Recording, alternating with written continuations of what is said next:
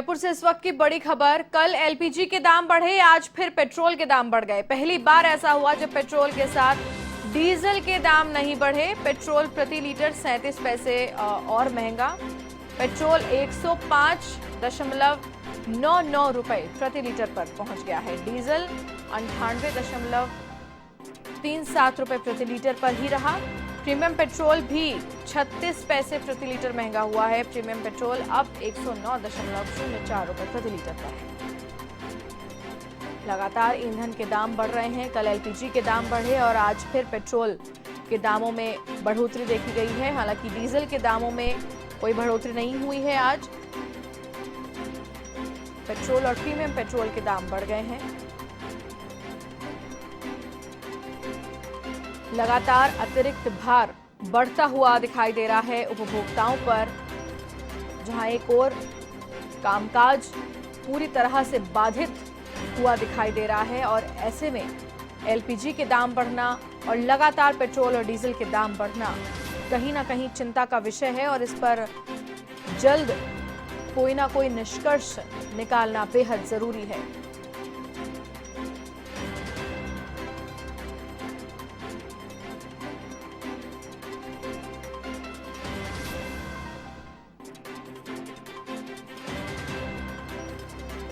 लगातार इस तरीके से ईंधन के दाम बढ़ना ये समझ से बाहर है और उपभोक्ताओं में, जनता में इस बात को लेकर खासा रोष भी दिखाई दे रहा है, क्योंकि जिनकी आय काफी कम है उनके लिए ये मामूली बढ़ोतरी भी हर दिन होना उनके बजट को बिगाड़ देता है।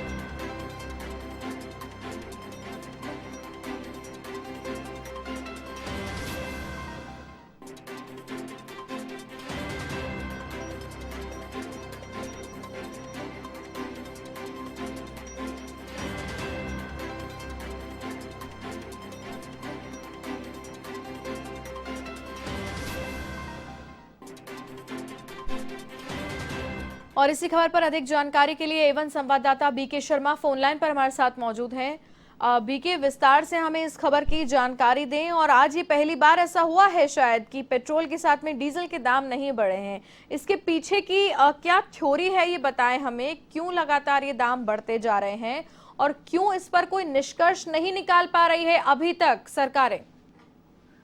भारतीय, इसके पीछे कोई थ्योरी नहीं है, यही तो मुश्किल की बात है जी। और क्योंकि ऐसा कोई फिक्स फार्मूला हो जो पारदर्शी हो, जैसे आम लोगों को भी पता हो सारा कि अगर कैलकुलेशन पूरा ऐसा है कि आपके क्रूड ऑयल अंतर्राष्ट्रीय बाजार में आज ये भाव हैं और इस भाव के आधार पर हमारे देश में जो पेट्रोल और डीजल है उसकी कीमत इतनी होनी चाहिए।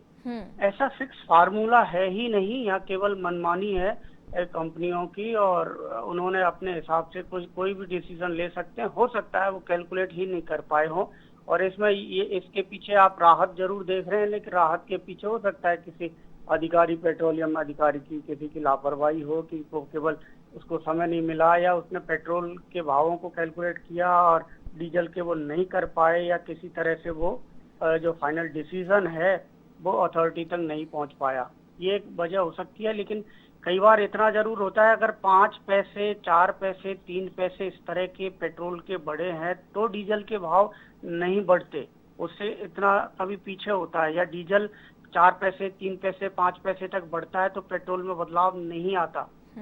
लेकिन ये 37 पैसे के करीब ये पेट्रोल की कीमतें बढ़ी हैं और ऐसे में डीजल की कीमतें नहीं बढ़ाना ये कोई बड़ी राहत मैं नहीं मानता, क्योंकि हो सकता है कल या परसों में वापस से ये जो कमी है इसकी पूर्ति कर दी जाए। मुद्दा ये है और मुद्दा सबसे बड़ा बात ये है कि बढ़ रहे हैं पेट्रोल डीजल, क्योंकि एक ही कंपनी एलपीजी को भी डील करती है, यही कंपनी पेट्रोल को करती है, वही कंपनी डीजल को करती है। तो इनके पास एक ही उनका अकाउंट होता है। प्रॉफिट लॉस एक पेट्रोल डीजल एलपीजी को मिलाकर किया जाता है कंपनी का ओवरऑल, अगर प्रॉफिट और लॉस देखा जाए तो पहले इन्होंने एलपीजी में कीमतें बढ़ाई और अब ये आप देखेंगे कि आज पेट्रोल की कीमतें बढ़ा दी और पेट्रोल आज क्या लगातार बढ़ता जा रहा है। आप इसी में अगर जून की बात करें तो जून में ही पेट्रोल और लगभग 20 बार बढ़ी हैं 30 दिन में। जी, तो कीमतें तो लगातार बढ़ती जा रही हैं और इस पर प्रयास नहीं हो रहे हैं। ये ज्यादा चिंता की बात है कि बिल्कुल। और भी किसी मामले में जिस तरह से सरकार मंथन करती है, प्रयास करती है, विशेषज्ञों से विचार विमर्श किए जाते हैं और अंतर्राष्ट्रीय बाजार में भी कहीं से कोई सस्ता क्रूड अगर लाने की कोशिश की जाती है, किसी दूसरे देश से डील की जाती है, जैसे वैक्सीन में हुआ था। वैक्सीन में अलग अलग देशों से डील भी की गई थी कि हुँ, कहाँ कहाँ से हमको वैक्सीन मिल सकती है, कितनी कहाँ कीमत है। उसके लिए पूरा जो सरकारी सिस्टम है वो लगा हुआ था उसके, तो उसके परिणाम भी आप देखेंगे कि सामने आए और जी, जी, वैक्सीन लोगों को लग रहा है लगातार। तो सरकार जब कोशिश ही नहीं करेगी तो परिणाम कहाँ से मिलेंगे। जी। वही एक वजह है कि सरकार का ध्यान अभी दूसरे क्षेत्रों में है और इसलिए इसके ऊपर ध्यान नहीं है और पेट्रोलियम कंपनी अपनी मनमानी से दाम लगातार बढ़ाती जा रही है भारतीय। बीके, यहाँ पर एक और मैं चाहूंगी कि दर्शकों को ये जानकारी हो कि इस वक्त हमें कौन सी कंट्री से ईंधन मिल रहा है और क्या और ऑप्शन है भारत के पास में। कौन सी ऐसी दूसरी कंट्रीज हैं जहां से हम ईंधन मंगा सकते हैं। देखिए, भारतीय अभी कतर गए थे अपने विदेश राज्य मंत्री, तो जी। वहां पर उन्होंने, अब ये ट्रांसपेरेंसी का अभाव होता है कि वहां उन्होंने क्या बातचीत की, क्या कोई डील हुई है या नहीं हुई हम्म। है। कई बार अगर कोई डील होती है तो उसका काफी ढिंढोरा पीटा जाता है सरकार की ओर से, लेकिन नहीं होती है तो चुपचाप से उसे दबा दिया जाता है। क्योंकि ज्यादा हमारे पास सबसे ज्यादा जो क्रूड ऑयल आता था वो ईरान से आता था हमारे देश में, और ईरान पर अमेरिका ने प्रतिबंध लगा रखा है कि वो कोई भी व्यापार, उससे कोई भी देश ईरान से व्यापार करेगा तो वो अमेरिका के जो नाराजगी है उसे झेलनी पड़ेगी और हो सकता है कि दूसरा अमेरिका उससे व्यापारिक संबंध खत्म कर ले। तो अमेरिका के डर की वजह से ईरान से हमारा पेट्रोल जो सबसे ज्यादा आया करता था उसकी वजह से अब ईरान से पेट्रोल, ये क्रूड ऑयल नहीं आ पा रहा। तो ये एक बड़ी वजह है और दूसरा कोई विकल्प हमने अभी तक तलाशा नहीं।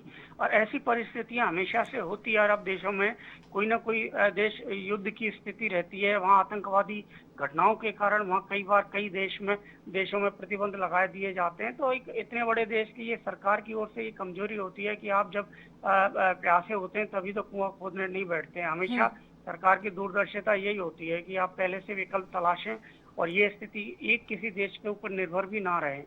तो अब जी। स्थिति यह है कि ईरान की से क्रूड नहीं मिल रहा है इसकी वजह से, और दूसरे देशों से अचानक से डील नहीं हो सकती। कुछ दूसरे देश हैं उन्होंने भी प्रोडक्शन कम कर रखा है और वो पूरा प्रोडक्शन नहीं कर रहे हैं क्योंकि जो जी। उनके पास स्टॉक में क्रूड है उसी को बेच रहे हैं ज्यादा भावों में। उनको लगता है कि उत्पादन ज्यादा होगा, क्रूड ज्यादा होगा तो कीमतें गिर जाएंगी, तो वो जी। कम क्रूड से ही ज्यादा मुनाफा कमाने की कोशिश कर रहे हैं। तो ये एक अंतर्राष्ट्रीय बाजार की स्थिति है। इसमें सरकार को थोड़ा सा गंभीरता से इस मुद्दे को भी देखना चाहिए। पर मुझे लगता है कि जैसा कोविड की वजह से और ये पिछले 3-4 महीने में सरकार इन चीजों पे ध्यान नहीं दे पाई, लेकिन अब कोरोना का असर भी कम हो रहा है और वैक्सीनेशन का सिस्टम लगभग स्मूथ हो चुका है। तो मुझे लगता है ये आम जनता से जुड़ा हुआ मुद्दा है, इसके ऊपर भी सरकार को गंभीरता से विचार करना चाहिए और विकल्प तलाशने चाहिए जी। भारतीय। बिल्कुल ये जस्टिफिकेशन नहीं है बीके सरकार की ओर से। अगर ऐसा जस्टिफिकेशन सामने आए कि हम ध्यान नहीं दे पाए हैं या कोविड की वजह से हम इस पर कोई निर्णय नहीं ले पाए हैं, क्योंकि इसका असर तो जनता पर पड़ रहा है। ऑलरेडी लॉकडाउन और इतनी वेव के बाद में जिस तरीके की त्रासदी से पूरा देश निकल रहा है, उबरने की कोशिश कर रहा है, ऐसे में अगर आर्थिक मदद नहीं मिलेगी, हम आर्थिक मदद ना भी करें लेकिन टैक्सेस में रिडक्शन करके हम थोड़ा सा मदद कर सकते हैं जनता को। और ऐसे में ये जब क्राइसिस भारतीय, है। आपका ये बिल्कुल सटीक सवाल है क्योंकि जब आपके पास जी। अंतर्राष्ट्रीय मामलों में आपके पास बहुत ज्यादा विकल्प नहीं होते, आप किसी देश के ऊपर अंतर्राष्ट्रीय स्तर पर कोई दबाव नहीं डाल सकते कि आप ये पे हमें क्रूड दीजिए और इस भाव में दीजिए या, तो अब और अचानक से आप कोई डील नहीं होती, ये इसमें लंबा समय लगता है। लेकिन जी। ऐसी स्थिति में केवल एक जो आपके पास सबसे पहले विकल्प है उसको आजमाना चाहिए, कि वो विकल्प है कि केंद्र और राज्य सरकारों ने इस पर भारी भरकम जो 60-70% टैक्स है, अगर 100 रुपए लीटर पेट्रोल है तो 70 रुपए तो आप टैक्स वसूल रहे हैं केंद्र और राज्य मिलकर, तो आप वहां से राहत दे सकते हैं। आपको जानकारी होगी क्योंकि जनवरी फरवरी में दिल्ली सरकार ने, केजरीवाल सरकार ने एक साथ ही अपना वैट कम किया था, तो उसमें 7-8 रुपए 1 लीटर पर ही कम हुआ, तो काफी राहत हुई। और उससे आप देखेंगे कि अभी भी दिल्ली और यहाँ की तुलना में, राजस्थान की तुलना में दिल्ली में काफी सस्ता पेट्रोल और डीजल है। 5-7 रुपए लीटर का तो कम से कम अंतर है। तो ये चीजें सरकार कर सकती है। और जबकि आप देखेंगे कि दिल्ली में वैक्सीनेशन और दूसरे, क्योंकि वहाँ बहुत ज्यादा कोविड का फैला था, महानगर था, और वहां पर उन्होंने उसका प्रबंधन भी किया, पैसा भी उसमें ज्यादा खर्च किया। उसके बावजूद उन्होंने पेट्रोल और डीजल के दामों में कमी की, अपने टैक्स में कटौती की। और ये अब इस तरह से दूसरी हमारे सरकार भी, यहाँ राजस्थान में भी राज्य सरकार भी कम कर सकती है, लेकिन उन्होंने केवल 2% पिछले साल किया था पेट्रोल, जिससे कुछ पौने 1-1.5 रुपए का एक दिन में अंतर आया, और अगले दिन वो 1-1.5 रुपए कीमतें बढ़ गई, कुछ 2-3-4 दिन जी। के बाद ही, तो वो बराबर हो गया। तो हम्म। ये ऐसा नहीं है कि सरकार कोशिश करना चाहे तो कुछ नहीं कर सकती। कोशिश करें तो बहुत कुछ हो सकता है, लेकिन सबसे बड़ी बात है कि सरकार को काम करने के लिए, इस पर विचार करने के लिए मंथन तो करना होगा, विचार विमर्श करना होगा, अपने मंत्रियों से, अपने विशेषज्ञों से, अधिकारियों से सलाह लेकर राहत पर विचार किया जा सकता है। भारती जी, बहुत बहुत धन्यवाद बीके, हमारे साथ ये पूरी चर्चा करने के लिए, विस्तार से हमारे दर्शकों को समझाने के लिए कि किस तरीके से राहत प्रदान की जा सकती है। लेकिन कहीं ना कहीं ये सिस्टम इस मुद्दे पर तो सोया हुआ है, भले ही कोविड के लिए सब कुछ सारे राजनेता लगे हुए हों, लेकिन कहीं ना कहीं इस पर भी अब विचार विमर्श करने की और निष्कर्ष निकालने की बेहद जरूरत है। एक छोटे से ब्रेक के लिए यहाँ पर